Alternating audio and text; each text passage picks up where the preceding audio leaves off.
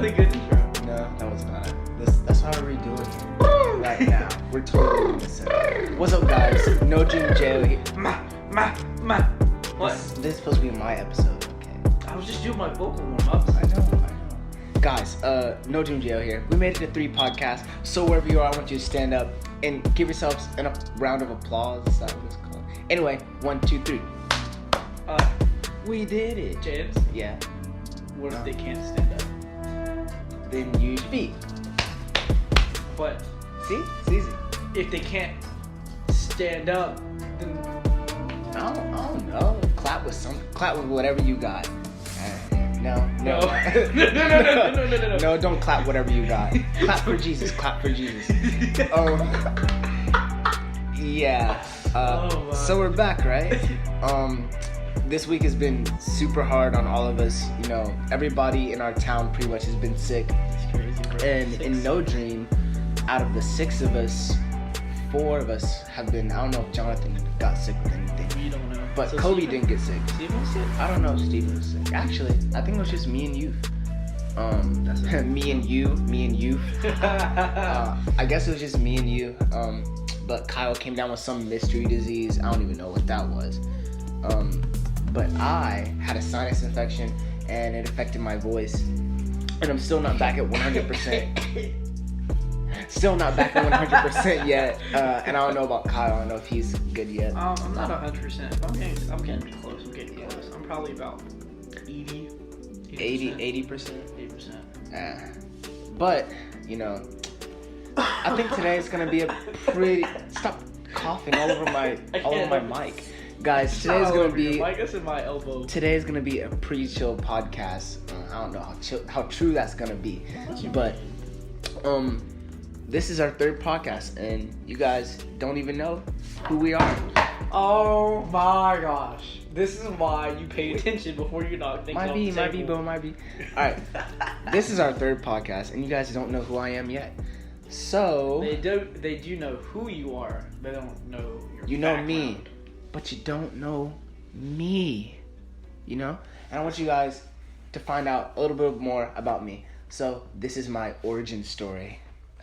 Your testimony. My testimony. Cue the sad music in the rain outside. It was a lonely night. No, we're not doing it like this. We're definitely not doing this. Alright. On a serious note, I guess I gotta start at the very, very beginning. So, I was born June 3rd, 2001. For those of you who don't know when that was, that's like the beginning of the year or something. I don't know. I'm pretty sure everybody knows when that is. Okay. You already have you don't have any questions. Okay. Okay. So, just a little side note. So, I'm just going to be telling my story, and then Youth is going to interject with questions that he has. Maybe providing like an outside view. So, I guess he's kind of filling you guys' role. Ish, I guess. I don't know how to say it. But also, if you have any more questions that I didn't ask, please feel free to leave those down in the comments. We will answer those when we see them. We will. Yeah. Well, you will. I will, because there'll be questions about my story. Alright, so I was If you have born... any questions for me, just leave them down there too. That'll be later. I was born June 3rd, 2001. 3 months premature. I was born in my feels. I came out my mom crying. So, you would have been born in September. I guess that's how that works. Because if you were born in June, which is the 6th month, 3 months later, because you were born 3 months premature, you would have been in September. Math majors, am I right? That means you actually wouldn't have been in the same grade as me. What are you talking about? Because the cut... No. Yeah, the cutoff. So, in elementary school, you know how there's a cutoff between, like, grade levels? Yes, we're getting really sidetracked, but go on. No. Because, so you wouldn't have been able to enter in the same year I did. Because if you were born in September, because then... Well, you might have been able to, but your mom might have pushed you back to the next year. So you could be a junior right now. I mean, a senior in high school right now. No. Yes, if you didn't make it into... Because I'm older than Kobe, and Kobe was born in September. How are you older than Kobe? I'm 18, Kobe is... I'm about to be 19, Kobe's still 18. But see, that's what I was saying. Kobe still was able to make it because Anyway. his mom pushed him forward instead of waiting the year round. See what I'm saying? Because if she would have waited the year around, he would have been the older of the group that was born in 2002. Sure, Kyle. You are so confused right now. Yeah. I'm assuming that it was 3 months. I don't remember exactly the time limit that it was. But I know I was born super early, and so early, in fact, that the doctors didn't think I was going to make it, and they said I was going to be slow, and I was going to be slow in learning mentally. I don't know how true that is now, but... I'd say you're pretty fast in some areas. Some areas, Not yeah, math. like literature, not math, but literature, I'm like super good with words. That's kind of been my thing. And they told me I wasn't going to make it, and obviously, I'm right here doing this podcast, so I did make it. Woohoo! Living is fun. Please say that again. Living is fun. Yes, it is. Yeah, it is. I grew up in a Christian home. You know, I've never not known the light. I've never not known who God was or Jesus was. I remember ever since I was like a super young age, my mom would put me in front of these churches, and I would go and I'd preach in front of the congregation, and, you know, it was lit. But it was probably some weird child gibberish or something. I don't even know what I was saying. But I remember my mom told me the story about me getting up in front of the entire park, or I was at a park or something, and I was preaching to all these little kids about how God made the grass and the trees, and he sent his son because we were lonely and we needed a friend, and, you know, all that kind of stuff. So I've always been pretty outspoken. I've always felt a call to ministry ever since I was a young age. I just didn't know what that looked like growing up. So, you know, I had a pretty average life until middle school. I remember I came home from school one day and I saw my house in flames. I was like, what's going on? And apparently my Nana had left a candle underneath the window curtain or something like that, and my house burned down. So I remember it was around wintertime too. So we were sleeping in our car, and I remember that first night it was like super cold. But, you know, I was a little kid, so even though it impacted me, like I lost all this stuff, I was never really one for possessions. Like even now I'm not really one for possessions. So it didn't really impact me that much. I guess it made me a humble person now.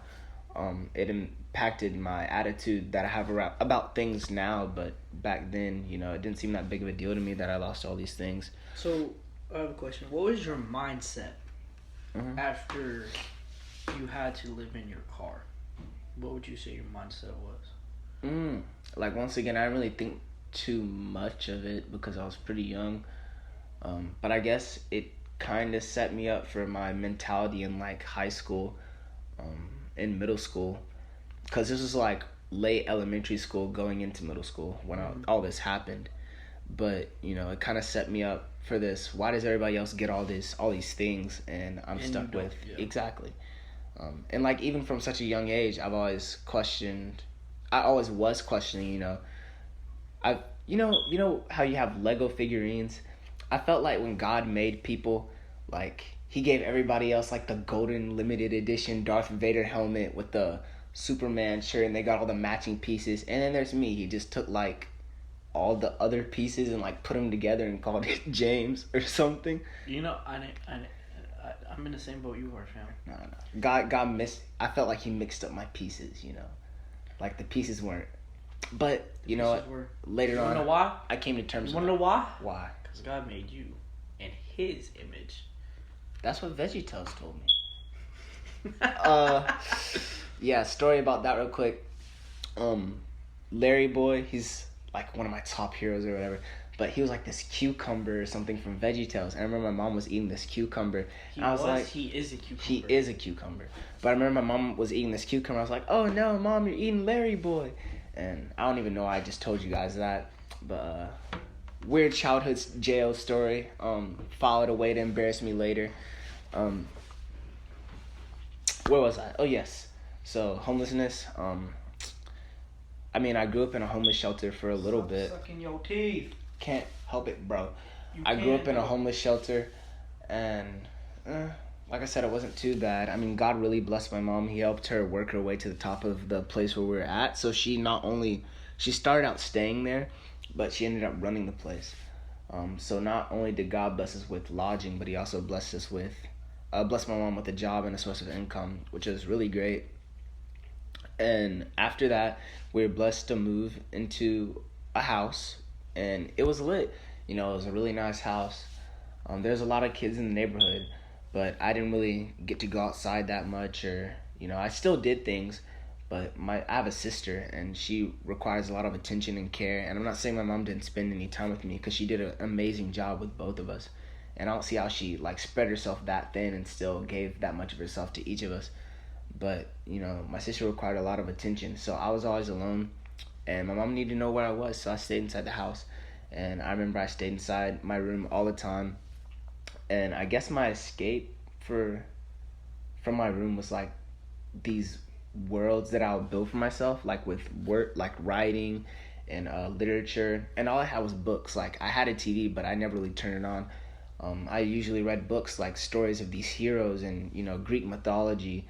And yes, I knew all the Bible stories back to back and front and back and backwards and forwards and any which way you could spin it. But I grew up listening to these tales about heroes, and that's kind of how I saw myself, as this chosen hero. Or, as silly as it sounds, I saw myself as this tragic hero, or this one that was I don't know, chosen by God, fated to do all these certain things for him. And I guess books also shaped how I saw people, because I assumed that because how in these books everybody would help the hero on his quest and help the person accomplish all their goals. I thought that's how everybody was going to be. And it turns out that's not how it was in high school. So we had moved into this new house. Everything was pretty cool. But my mom needed a job. So she took up a newspaper route.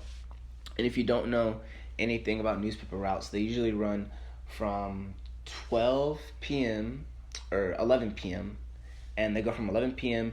to usually 6 in the morning. So I would come home from school. I'd stay in my room, read my books. And from then on, I would go to bed, get up at 11 p.m., and then go from 11 p.m. to 6, work that whole time, and then I just go straight to school. And this is in between, I guess it's between late middle school. Nothing really major happened in middle school, but this is transitioning to freshman year and sophomore year. I was working this newspaper route with my mom, and I was still expected to get top grades because, my mom expects the best of me.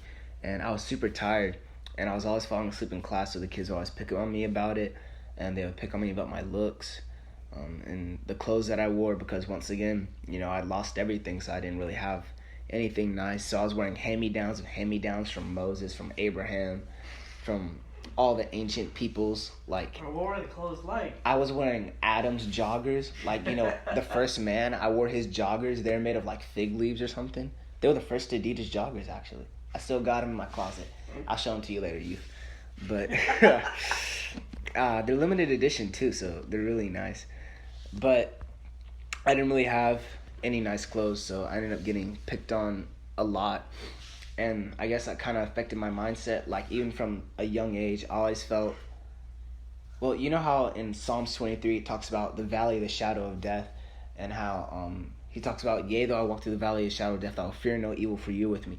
Well, I always felt like the valley of the shadow of death wasn't a place that you walk through. I felt like it was a place, or not a place, but it was the shadow was literally attached to me. It was always this feeling of death that was around me. The fact that I was going to die and everybody was going to die. And it was, and that it gets into some creepy stuff that my mom told me about when I was really young. You're looking at me like you want me to share that. Oh yeah. Yeah. So when I was, and then I'll get you back on track. When I was really young, I remember my mom told me the story about how I was in this church, and I was really quiet when I was really little. My mom was holding me, and I'd be quiet and I'd just stare. So I just stared at this lady, and I started crying, and I don't even know why, because I definitely don't remember this because I was so young. But she started crying. Well, I started crying, and then she started crying. Everybody started crying, but I started crying, and then she died as soon as she left the place. What? Yeah, and then there's been other events where stuff like that has happened. No. Huh?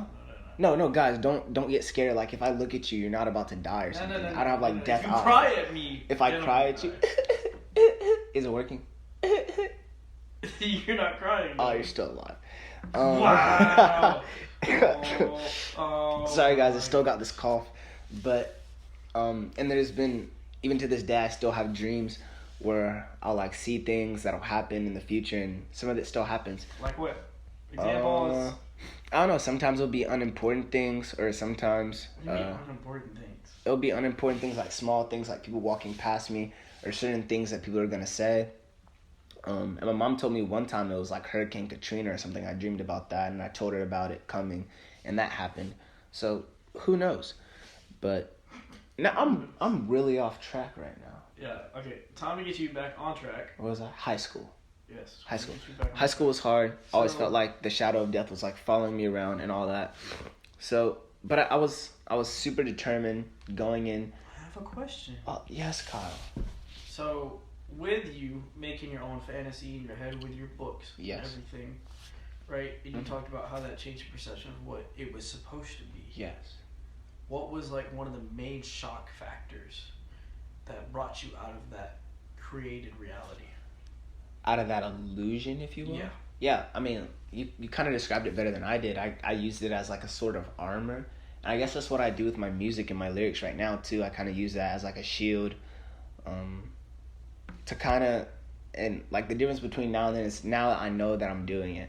Like I know that I'm still building this world, but instead of building it for me, like to escape, I'm building it for others to see and, you know, kind of point to Jesus and saying, you know, this is how I felt, this is how I do feel, but, you know, God can still get the glory from it.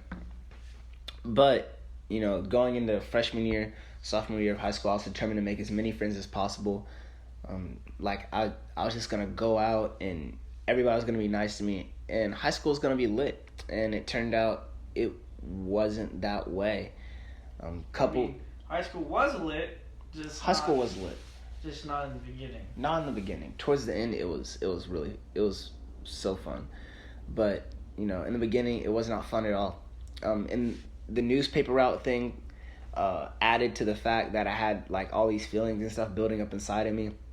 And I was this naive, innocent, you know, boy who got my views and opinions from, like, not fairy tales. Well, Greek, some of them. But it was mainly like mythology and all that sort of stuff, like stories about the gods and all that. But going into junior year, that's when everything like kind of shattered for me. I remember it was this one incident that really highlighted it. I was sitting in the back of this class, and I had saved up money because remember I didn't have that much money. Yeah. But I had saved up a ton of money because I didn't have that much money. It took me all week to save up. And I bought these gummy worms because I was super hungry, and I didn't have that much food back then either. That comes with not having that much money. But I didn't have that much food either. So I had saved up for these gummy worms, and I was so excited because it's something that I had done myself, and I was so happy. And then I went to eat them, and I remember these kids, they walked up and they took them from me, and I was like, wait, what are you guys doing? I mean, I can share with you if you want. And I remember I said, hurt people, because, you know, that's kind of a cliche, common phrase that you hear at church all the time. And, like, I'll never forget what they said to me. They said, you know, if you're going to get hurt in life anyway, so why not be the one who's hurting others than being hurt yourself? And, you know, that kind of shattered it for me. And I remember going home, and I was like, all right, so people are just going to hurt me anyway. Why try to connect with them? Why try to be around people if they're just going to intend to hurt me? So, you know, I stopped talking, I stopped smiling, I stopped laughing. I used to walk around with like this blank, dead expression on my face. And like I had like literally 3 answers. They were like yes, no, yeah, was one of them. It's not really a word, but yeah, was one of my responses. And it went on for like so long, and I guarantee if you're going through like the same thing that I felt right now, or back then, if you're going through that now, it's not worth it. Like cutting yourself off from people is definitely not worth it, especially at a time in high school when you could have reached so many people. It's definitely not worth it. So if you're thinking of like doing the same thing that I did, yes, Kyle. So it is a cliche that everybody hears, but yes, it's such a true statement. High school is your biggest mission field. Cal, what? Let me finish my story. What? No. We'll get into it. It goes along. Kyle, it goes along with what you were saying. It'll go along with the end of what I'm saying. All right. Thank you, Kyle. So, Back to what I was saying. I was super jaded. Jaded. I mean, I don't that's think not everybody yeah. knows. Not everybody knows what that word means. I was sick of it. Basically, I was sick of life. I didn't want to kill myself, but I didn't want to exist. So it was kind of like I was just ready to go to heaven. Really, like I was so sick of life and people, and I was being scared of death all the time. Like I always felt like I was on this clock and time was running out, and I was scared to go to sleep because there's so much that I wanted to do and so much that I wanted to accomplish, but I was afraid I would die in my sleep and I wouldn't be able to finish that. And all this was going on inside and like all these emotions, and yet on the outside I was like cold and I was like stoned and I didn't really show any expressions or anything. So, would this be? You have any questions before I transition to the second part? With that, like kind of reserved mentality and isolation mentality. Mm-hmm. How do you remember the people that you felt drawn to actually talk to, but you just stayed so reserved? Well, really, I felt like I cut off like all of my emotions. So I don't really feel drawn to people, but I remember people still feeling drawn to me, like they still come up and try to talk to me. Or I remember one time in high school, they invited me to come sit with them at lunch, and like I just flat out refused them. Like there's so many people that I could have reached, yet I didn't, because I decided that I didn't want to get hurt. And you're gonna get hurt. I mean, they were right. You're gonna get hurt, but it's about how you handle the pain and what you choose to deal with it, or how you choose to deal with it. That makes a difference in the end. So you didn't feel any sort of like conviction from Christ or any kind of like pull from the Holy Spirit to go? I would love to say yes I did, but no. Like I cut myself off. You cut it off that much that I cut off like literally all of my emotions. Like I was literally blank. Like I don't even think I could still walk around and like do everything people required of me to, but like I was like emotionless. I guess. Emotionless. Yeah, I was pretty emotionless. But on to the second part of my story, Converge. It's this youth trip that our group goes on every summer, or I used to go on every summer because we graduated the youth group. Yay! I know, right? So sad. But we go on it every summer, and this was back in 2017, so I was about 16 when this happened. Yeah. No. Oh? You just turned 17. Oh, because the first day of Converge is my birthday, June 3rd. Just so turned 17. I turned 17 on the first day of Converge every year. So We sung happy birthday to you on the bus. You did, and I was emotionless, and I didn't care. But You didn't show it though. I didn't show it. I did care, but I didn't show it, on the outside at least. But we ended up moving out of that house, and the time that we moved out of that house fit perfectly with Converge. So the last day we were moving out of that house, I was going into Converge. So, the day that I left for Converge, that was the last time I saw that house. So going into that, I wasn't really expecting much. I thought it was going to be like every single church camp I've been to, because I know how this church thing works. I've been going to church ever since I was super young. Yes, Kyle? Question? So, kind of going back to the house thing a little bit. Mm-hmm. What was your like mental set, or like how did it affect you transitioning from house to house? Or did like it I affect said, you at all? I don't know. Like that room, like the room that I stayed in, like my room, you get what I'm trying to say. The room that I stayed in back then had a lot of memories for me, and like it's the room where I created like a lot of the worlds and the stories that I wrote. But did it have like so it didn't have, in a sense, a negative impact? No, well, somewhat. Like there was a lot of stressful things that happened, especially with my dad being out of the house, and a lot of stuff that he did. But that's another podcast. Is it though? That's part of your story. It's another podcast. Alright. You okay? You a pig? Oink oink? Is that what you said? Converge, right? So I was expecting it to be like every other church camp I went to, but it wasn't. It was really different. I remember Wednesday was like especially different. It was praise and worship. Everybody was crying and hugging each other, and it was acoustic worship, which I love. But everybody was crying and hugging each other. And that really wasn't my scene. For me back then, that wasn't really my thing. So I remember, because we were at the beach that year, and I remember I was walking along the beach, And it was nighttime, the stars were out, and I was talking to God out loud. I was walking down the beach all alone, and I was like, all right, God. So, and I remember I started crying because I was talking to God. I was like, all right, so as long as you'll give me the power and the strength that no matter who hurts me, that I would still be able to bear the pain, and you'll hear me use that expression later on, that I'll still be able to bear the pain and handle the weight of all these things. As long as you're with me, then I'll give it another shot. And I remember going back to the campsite where we're staying in these condos. And I remember one of my friends told a joke, but I can't remember who. And I remember laughing for the first time, and it was like this weird choking noise or something. And people were like, James, are you okay? I was like, I'm okay, guys. And then I started smiling again, and people were like, what? And it was a wonderful experience. Like, it was crazy how God moved that night. So, going back, right, I guess, when you change that sudden, I feel like it's not, yes, you can like instantly flip, but for me it wasn't that clean of a change. So for a long time I felt like there's these two separate entities inside of my body, or two separate personalities, I guess is better.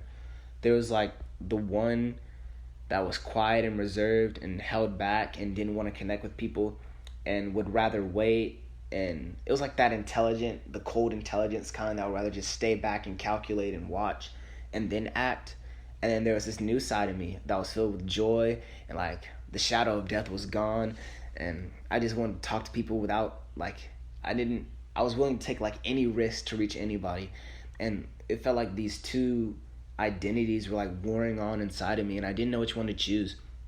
And this is going into my junior year. Or no, this is going into my senior year. This is like the entire summer. I didn't know which identity to choose or which one to go with.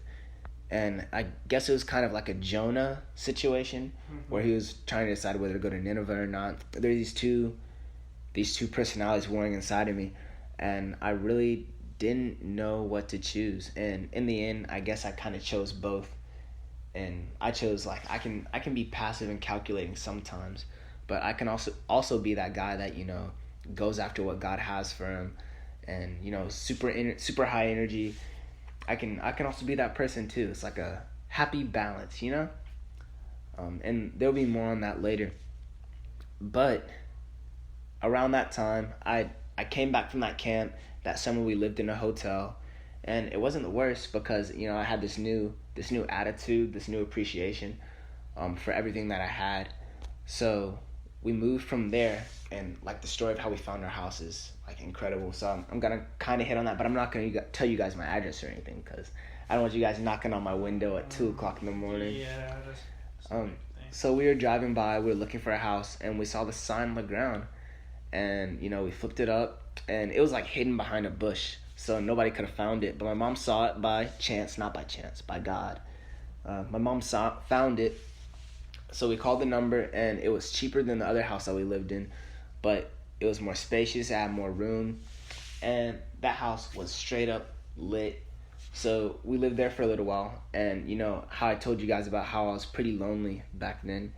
Well, when I was really, really little, I went to this church called New Hope Baptist. I'll say that because I don't mind if you guys go there. But I went to this church, New Hope Baptist, and I had a friend there. His name was Kobe, and that name might sound familiar, but we were like super little, and like I was always the loud know-it-all. I wouldn't say, probably know-it-all. Know every biblical answer every single question kind of kid, and he was always the quiet, reserved kind of kid. And I guess we talked a little bit, like I knew of him, but I knew more about his mom and his dad because they were always working back there than I knew about him. So we kind of had a history, but I didn't even know he lived in that neighborhood that the new house was in. So I get on the bus the first day, and remember I'm still in I don't know exactly how to feel, because I want to push out and reach for people, but I'm not too comfortable with it yet. And I get on the bus, and Kobe's there, and I was like, wait, what are you doing here? He's like, hey, I live down the street. So he invited me to his house that day, and well, not the first day. That's a different story. I ended up getting lost in the rain for 3 hours. How did you get lost in the rain? That was a horrible experience. That's a funny stories podcast. No. How did you get lost? No, I think that's another. No, that's another one for the funny story podcast. Story for right now. we'll hit on it later. We'll compile a podcast for you guys of funny stories that we have. But that first day I got off the bus, I went home. I did my normal thing, my whole stay inside kind of thing. I was still reading books, and I was still planning on staying, keeping to myself. And I hear this ring at the doorbell, and I was like, huh? Who's at the door? Literally nobody comes to my house. Who it could be? Exactly. And I opened the door, and Kobe's standing there, and it was, I don't know what, he was standing there. I started laughing for no reason. He was like, what? And he's like, hey, you want to hang out? And I'd literally never been asked by anybody to hang out before. So, we kind of hung out for a little bit, and we awkwardly talked in my driveway, and then he went home. But, soon after that, I started going over his house, and he started going over mine more and more. We started hanging out. And I already knew Kyle, too, from a young age, because we went to the same church. First grade, yeah. We met first grade. Yeah, and, kind of similar to Kobe, I knew of Kyle because we were in the same church. Yeah, but we didn't really talk to each other that much. Until middle school. Middle school, it opened up a whole lot. Middle school, we started talking a lot more. But elementary school, we didn't talk that much. So I knew both these guys. And Steven, I met through, a camp. But, point blank, I'm trying to summarize how NoDream started to form through all this. So, I think, when was Fields of Faith? October 2018. Oh, wow, you remember the date. Wow. Okay. Of course. So, why would I remember that? Senior year, I joined FCA, Fellowship of Christian Athletes. You should definitely join it if you're still in high school. Or middle school. Mm-hmm. So, Fields of Faith was October 2018 because we did that Wow Bazaar in 2018 where we all took that big group photo with me, Kaylin, Grace, and all, and I remember Grace that. and all them. And then I got the offer for Fields of Faith October 2018. We graduated 2019 because that was our senior year. Yeah, so Fields of Faith. Since I was in FCA, I went to one of the leadership meetings, and Kyle was a leader, and I remember they offered this one speaker position at Fields of Faith, where tons of students show up, and I've always felt a call to ministry ever since I was young. I know I felt the Holy Spirit inside of me telling me, raise your hand, speak out about it. I want you to speak. And I guess the passive side of me rose up. That it kind of came up inside of me. James didn't raise his hand. Yeah, I shorten up what he's trying to say. I didn't raise my hand. And looking back on it, I kind of see how God works all things together for the good of those who love him, because Kyle speaking at Fields of Faith was really instrumental in his testimony to him. So I'm glad he got that experience. Bro, that experience was, I'm telling you, when I get... Anyway. I'm telling you, bro, that experience is a whole other way for me. Yeah, it kind of tore me up inside because I didn't choose what God had for me. So, there's these two personalities fighting inside of me, and Kyle went and spoke. He did an amazing job. God did an amazing job working through Kyle. Like he always does an amazing job working through all of us. But, all I can remember is going home and thinking, that could have been me God used. And I remember all the lights were off and I was looking into the mirror, and I remember I wrote my first song that I'd written in a while. And, even when I was little, I wrote songs. It was nothing really major for me. They were pretty good. Even looking back on them now, they were pretty good. But, they weren't anything special. And growing up, I listened to, Lecrae, 1K4U, Christian hip-hop, all that. So that was the kind of stuff that I was into. So I wrote my first song. It's called Nothing. It's literally, one of my favorite songs. It literally describes the struggle that I was going through then. And I'm definitely I want that to be one of the first ones that we release, hopefully. But it's definitely my favorite, and I would appreciate it when we release it that you guys listen to it. A bit of a promo there, I guess. Bit of a promo. But, wrote this song called Nothing, and it talks. I don't want to spoil it. That's up to you, because it's your song. Oh my goodness. James hates it when I put him in these particular spots. Yeah, I won't spoil it. But I wrote this song called Nothing, and it basically became this center for me to build. And Kyle, me and him have tons of arguments about this. but it kind of became the center for me to build who I was on. Like, I built myself around the word nothing. We just agreed to disagree when it comes Like, to I this. kind of deconstructed myself around Converge, around the trip time, the time that I was on the trip, and I rebuilt myself around Jesus as the core and this word nothing. And, you know, the verse always inspired me, like I mentioned in the first podcast, about, don't roll your eyes at me, Kyle. What you talking Like, about? about What you how, talking about? you know, he made himself nothing and took up the form of a servant, and, you know, he bore our burdens.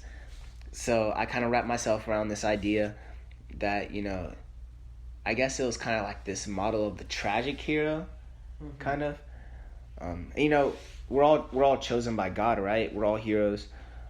But I kind of thought I was tragic in the sense that I was meant to bear everybody's burden. And, like, I don't mean, yes, a physical way, but a spiritual way, too. Like, I was... Wait, let me get there. I remember when I was, ever since I was young, I would always pray that God would put the burdens of others on me, or I could at least share some of their pain, whether it be physical or spiritual. And if somebody was going through something, I asked that God would share, like, a little bit of that with me, or whatever they were going through, or a little bit of the emotional pain or spiritual pain they were going through with me, so that I could feel it, or at least take some of the pain away from them. So that's always been my mentality growing up. And I guess that kind of affects how I work today, because I'd rather take on or bear more. I'd rather bear the weight of more than I can bear more pain than I can ever stand, than, I guess, share that with others, or I don't know. I'd rather take on more than I can possibly do myself than I don't know how to phrase it. I'm not gonna help you because I don't like the point. I like the point, though. I know you do. Wow. But, you know, I built myself around this core of nothing, and I kind of brought this up around Kyle, and, well, we had, like, an argument in, like, the middle of Subway in front of our youth pastor at the time, and looking back, it was pretty hilarious, because I was right anyway. You were not right. Not in the slightest. I was right. Not at all. All right, so what was your side of the argument? Because I can't really remember that well. You remember that you can't bear it all yourself. There is no possible way for you to bear it all yourself. Okay, and my argument was that as long as I have Christ in me, we're more than conquerors. We can do anything as long as he gives us the power to do it. But he's the one supposed to be bearing the weight of the things that we can't handle. And he lives in me, correct? He does live in you. The Holy Spirit lives in me, right? But you're also supposed to build yourself. But what is a body of believers? Kyle. You share the weight. Wait, you don't put all the weight on yourself because you yourself can't do it. What does the book of Acts say? The book of Acts talks about when the Holy Spirit comes, you will receive what? But what are you supposed to do You with that receive power. What are you supposed to do with that power? Not bear everybody else's weight on you. I'm not saying it's going to be... well, yes, it will be. Yeah, you did. Yes, it will. That's what you said. said. Will you let me explain? That's what you said. Will you let me explain? That's what you said. It will be on me, but Christ is giving me... Doesn't Scripture say bear one another's burdens, Kyle? But not everybody's burden on you. Okay, but I can take as much as I can bear. That's not a lot. That's slightly debatable. That's not a lot. As long as God gives me the power to do it, I can do it. James, you crack. Anyway, see, we're getting back onto. Okay, go finish. You crack. Uh-huh. You crack. When? It makes me laugh because it's funny. Yeah. When uploading a video, bro, you crack. That was. I didn't really crack. Like, yeah, I still did I wouldn't say I did the majority of the work because you edited like a ton of it. But you panicked. Did you not? You cracked and panicked. Okay, but I was still bearing it. No, that's not bearing it, bro.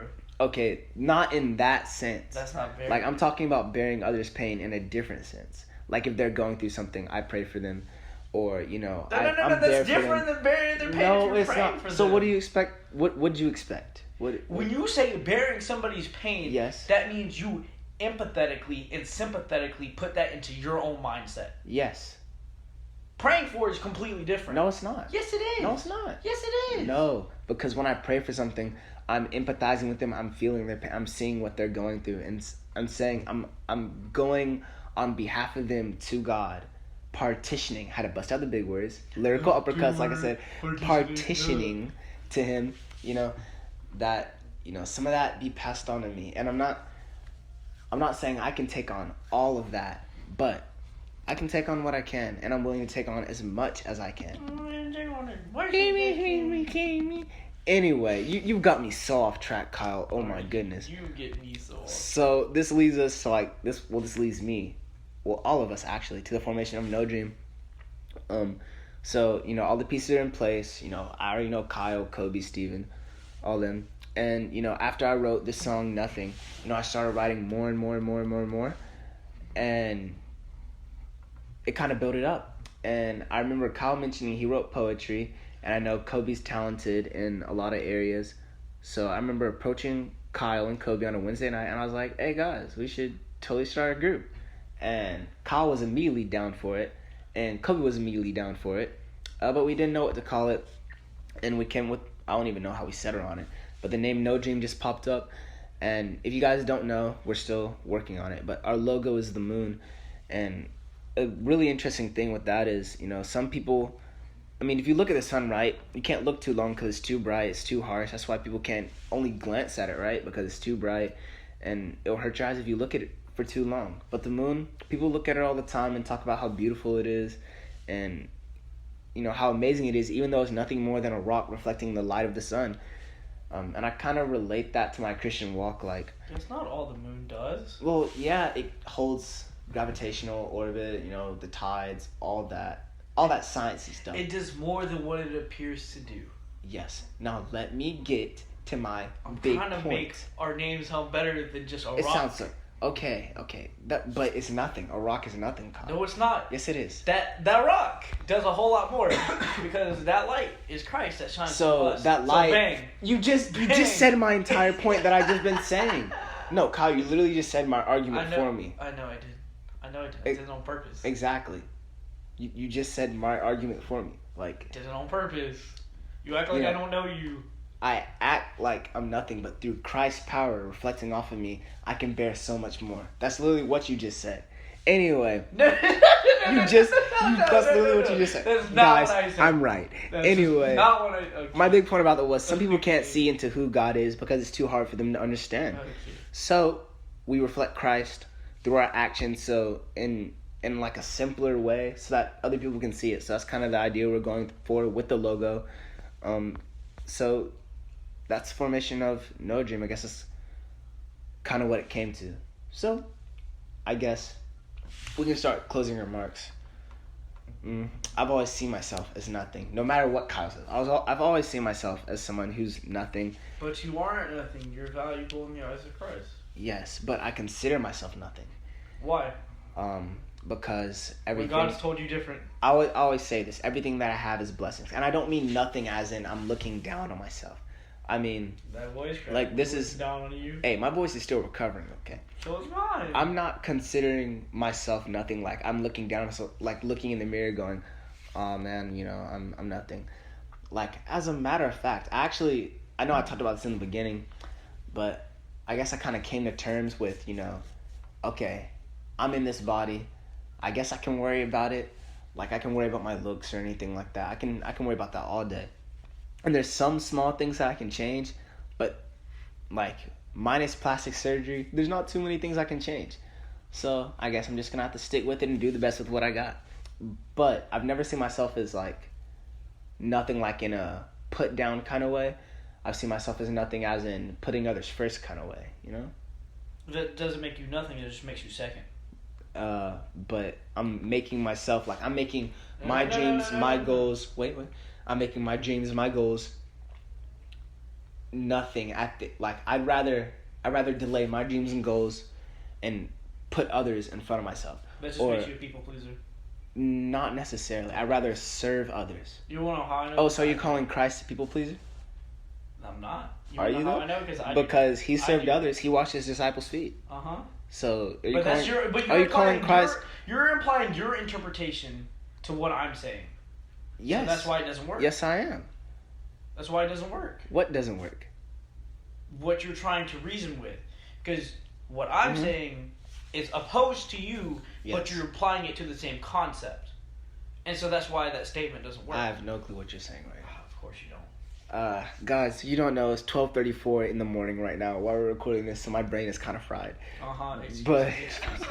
Excuses. No. Always. Excuse. My whole point is about this.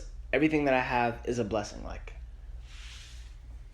when I die, can't take any of this with me. It's nice to have. I'm just borrowing it for now. Somebody else is gonna get it after I die. Don't chase the bag, or you'll end up in the bag, like a body bag. See what I did there? Like, I was sitting down earlier today and I kind of wrote that down. That was kind of good. You gotta admit. That.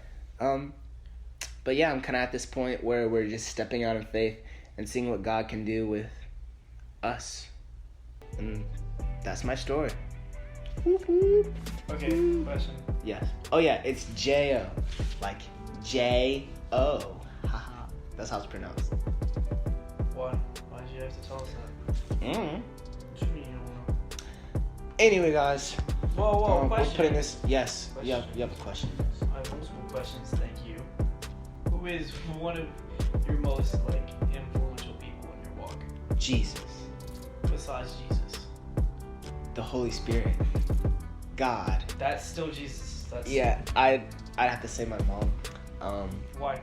Because she poured so much into me, and without her building this foundation in me, I definitely wouldn't have made it through a lot of the stuff that I went through. Because nobody's life is easy by any means. So always be grateful for who you have with you. I thought there was more. Nope, there was gonna be more, but my brain ain't work no more. So That's not proper. Your mom was happy for that. she would. Guys, this has been the NoDream podcast. Oh, I'm not done. Why do you keep jumping me? Why? No more questions. All right, guys. What did you just say? No more questions? How to close this? What do you mean how to close it with another question? Well, if you guys have any questions for me, comment below, all that. You can hit me up at NoDream_JO on my Insta. Or leave a comment in the YouTube channel or YouTube chat, or what is it called? Comments? That's really what it's called, isn't it? YouTube comment section. Leave a comment in the comment section, and I'd probably get that easier. So, I guess, NoDream No, you forgot to plug. I did plug. The entire NoDream Instagram. Follow, but this is my podcast episode. But they can find all of us at NoDream Records. Where that? On Instagram. On Instagram. And on Twitter. We're on Twitter? We're on What? We are on Twitter. Nani? We have a Twitter page? That's crazy, bro. Go follow us on that. I don't know the exact plug for that. It's NoDream Records as well. Oh, NoDream Records on Twitter as well. Remember, y'all, we got NoDream, the one dream. Praise the one king. NoDream Jab. And NoDream Youth. Out. Hey guys, NoDream Jab. And NoDream Youth here. This is normally a part where we say something funny or humorous, but today we're gonna be serious. Us being serious. I'm gonna be very serious. Guys, just kidding. I'm so proud of you guys. I looked at the stats from the last video, and over half of you who weren't subscribed before that watched the first two, or the first one, you guys subscribed after that one. So thank you guys so much, especially if you listen to the end of this about me rambling on and on about things that went on in my life. No, it's not that interesting, but thank you guys so much for listening. And again, please like, comment, subscribe, and hit those bell notifications. Wow. But so that way, when you hit those bell notifications, when we post another podcast or if we post a video, you got it immediately live in your subscription box. And so you can just click on it and you're there. Yep, Please share the podcast with all your peeps, your grandma, your great grandma, your homie down the street, everybody you know. Just share it. Share with the pastor, share with the little kid that walks by and out here.